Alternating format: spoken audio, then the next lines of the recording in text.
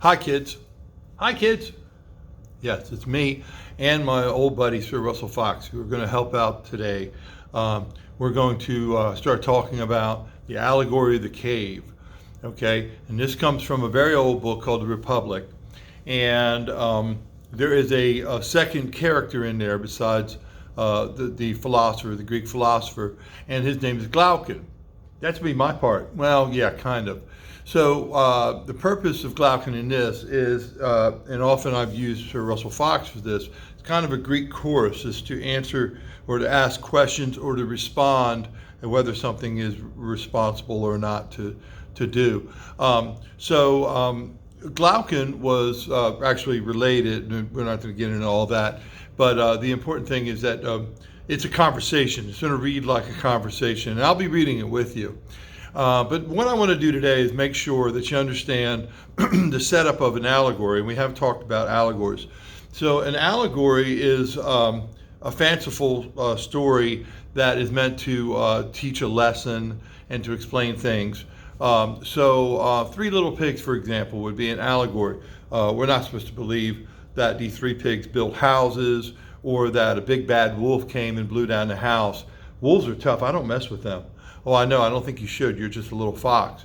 Why would a wolf blow down? They don't even have lips. Why would they try to blow something down? But it's meant to teach a lesson. So you might have read Animal Farm. In Animal Farm, of course, you have all these animals doing things, but it's really to teach about communism and things like that. But of course, not meant to be taken seriously because, they have talking animals and things like that. What's wrong with that?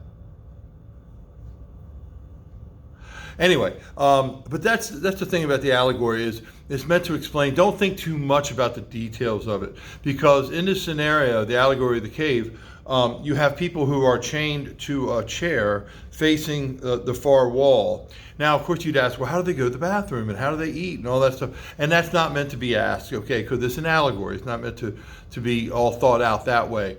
But I want you to understand the details of it. So the illumination in the cave is a big fire so that they can see shadows. Why don't they just turn the lights on? It's 2,400 years ago. They didn't have electric lights. Oh, okay. So what would they use? They would use a big fire. So I have a big fire here. And of course, the shadows would be on the wall that way. And that's where they're chained. Now they're also chained so that they can't turn their head, okay, and see the fire behind them. All they can do is see the shadows in front of them. Well, it doesn't make any sense. It doesn't. That's the point. It's an allegory. Just pay attention. So they're facing forward, and all they see is the shadows on the wall. Okay. Now the other thing, so that would be their reality, is the shadows on the wall. Now the other thing is they're going to hear voices, but when they hear voices, they're not going to hear the voices. They're going to hear the echoes of the voices, and the echoes sound different, don't they? In a cave. Yeah, they do.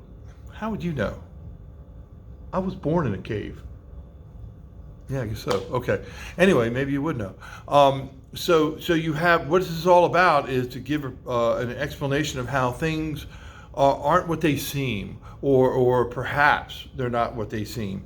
And so what you have is a parade of animals, and Sir Russell Fox will demonstrate, that would be going across, and they would be seeing the shadows. They wouldn't see Sir Russell Fox.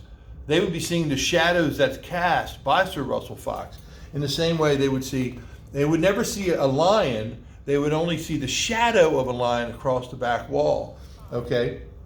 And they would never see, say, a chicken or Chanticleer in this case is going to help out.